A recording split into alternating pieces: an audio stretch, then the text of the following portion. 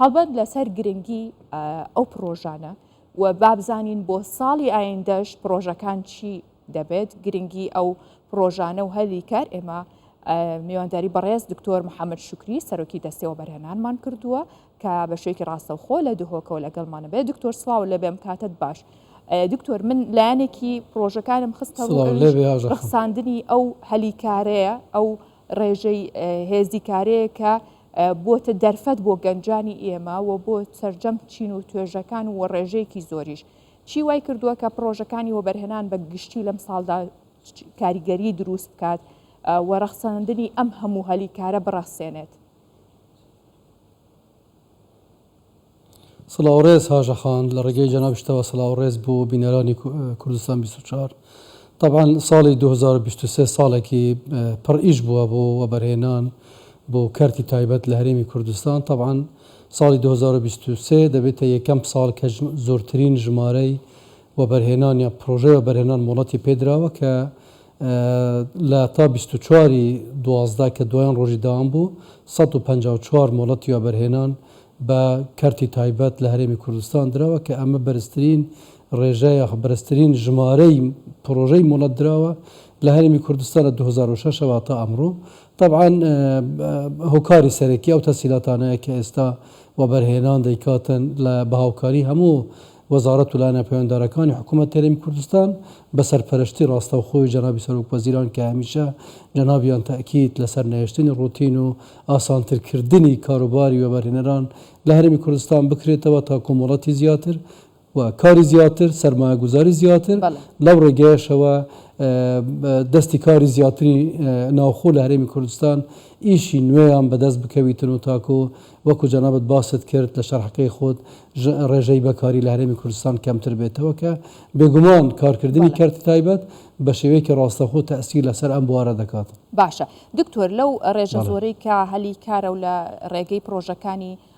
وەبەرهێنانەوە کەوتون و ڕەخساون بۆ هاوڵاتیان تا چەند پابەندیەوەن لە پرۆژەکانی وەبەرهێناندا کە ئەو بڕیاری حکوومەتی هەرێمی کوردستان داوێتی 175 ئەو هێزیکارە کەسانی ناوخۆ بن تا چەند ئەمە جێبەجێ کراوە ئێوە پابند بوون بەو بڕیارەوە ئەمە ئەم بڕیارەی ئەنجومەنی وەزیران و جەنابی سەرۆکوەزیرانە کە پێویستە لە هەموو پرۆژەکانی هەرێمی کوردستان ڕێژەی کرێکاری ناوخۆیی یاخود ناوخۆی هەرێمی کوردستان لە 75% کەمتر نەبێت لە زۆربەی هەرە زۆری پرۆژەکانمان تابان ئەمە جێبەجێ کراوە لە نهاتی زیاتر لە کرێکاران لە کارمەندان لە پرۆژەکانمان لە خەڵکی هەرێمی کوردستانن بەشێکیان هەندێک ئیشکالاتمان هەیە لەوەی کە تا ئێستا خەڵکی خەبیر دروست نەبووە لەو پرۆژانە بە تایبەتی لە کارگەکانی شیش کە ئێمە لە ڕێگەی وەزارەتی کاروباری کومەڵاتی و ئەنجومەنی وەزیران جۆرێک لە ئەستیسنامان بۆیان کردووە تایبەتی لەو کرێکارانەی کە لە کۆرەکانی ئەو پرۆژانە کار دەکەن بە ئێمەیان گوت کە پێویستە ئەو خبرەیە دروست بکرێت دوای ئەوە بۆ ماوەیەکی تر خەڵکی ناوخۆی دەتوانێت شوێنیان بگریتە بۆ هەندێک ئەستیسنات لە هەندێک پرۆژەی تایبەت بە شیش کرا بەڵام ئەوی تر بڕیارەکە وەکو خۆی و زیاتریش جێبەجێ کراوە و هەوڵ دراوە لە هەموو بوارەکان بڕیارەکە کە جێبەجێ دەکرێتن بەلایانی کەم لە 175 زیاتر بینە کەمتر بی بۆ ئەوەی دەستی کاری ناوخۆی هەرێمی کوردستان بە شێوەیەکی ڕاستەوخۆ سود لەم پرۆژانەوە بگریتن و بە سێوەی ناڕاستەوخۆش خەڵکی هەرێمی کوردستان سود لە زۆربوونی ژمارەی پرۆژەکانی کارتی تایبەت وەردەگرێتن چونکە بەڕاستی یعنی کارتی تایبەت تاواکەری کارتی گشتیە لە هەرێمی کوردستان و پێکەوە هەوڵ دەدەن زۆرترین بواری ئابووری لە کوردستان دروست بکرێتن بۆیە حکوومەتی هەرێمی کوردستان تەسهیلاتی زیاتر بۆ کارتی تایبەت دەکات تاکو بواری ئیشکردنی زیاتر و ئەوانیش بواری ئیشکردنی زیاتر بۆ خەڵک دابین بکەن ئەمە سیاسەتی حکوومەتی هەرێمی کوردستانە لە ڕێگای داعمکردنی کارتی تایبەت هەم لە ڕێگای بەگەرخستنی خەڵکی هەرێمی کوردستان و بەگەرخستنی کارستە ناوخۆیەکانی هەرێمی کوردستان کە ئێستا دەیبینی لە زۆربەی پرۆژەکانمان کە قاڵبێکی استراتیژیان هەیە موادی خام لە هەرێمی کوردستان بەکار دەهێنێتن کە ئەمەش دەرفەتی ئیشکردنی ڕاستەوخۆ ناڕاستەوخۆ بۆ خەڵکی هەرێمی کوردستان زیاد دەکات. باشە دکتۆر خۆت وافێرت کردوین هەر کات تۆ ببینین بڵین پلانی نوێ چییە چونکە پلانەکانتان هەم بەردەوامە هەم لە زیادبووندە کاتە پێمان بڵێ پلانی دەستەوە بەرهێنان بۆ ساڵی داهاتوو چییە و دەتانەوێت چۆن ئەو سێکتەرە پێش بخەن داهاتووی دەستی کار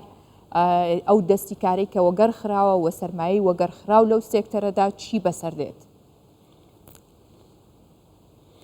طبعا بە فەرمانی جەنابی سەرۆک وەزیران ڕێزدار مەسرۆر بارزانی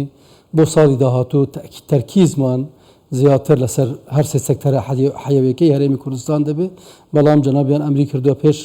تەوابوونی ئەم ساڵ کە پێویستە بۆ ساڵی ئایندە ئێمە دەست بە زۆرترین ژمارەی ناوچە پیشەسازیەکان بکەین لە هەرێمی کوردستان پێش مانگێک لە ئێستا بەردی بناغی ناوچەی پیشەسازی زاخ و دانرا و لە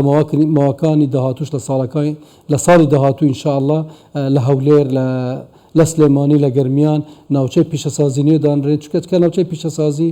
دروست بوو بە خەدەماتەوە ئەو وەختەی مەجالێک جار زۆر بۆ دەستنیشانکردن و دروستبوونی کارگەی نوێ لە هەرێمی کوردستان دروست دەبێت لە پاڵ ئەوەشدا گرنگی ئێمە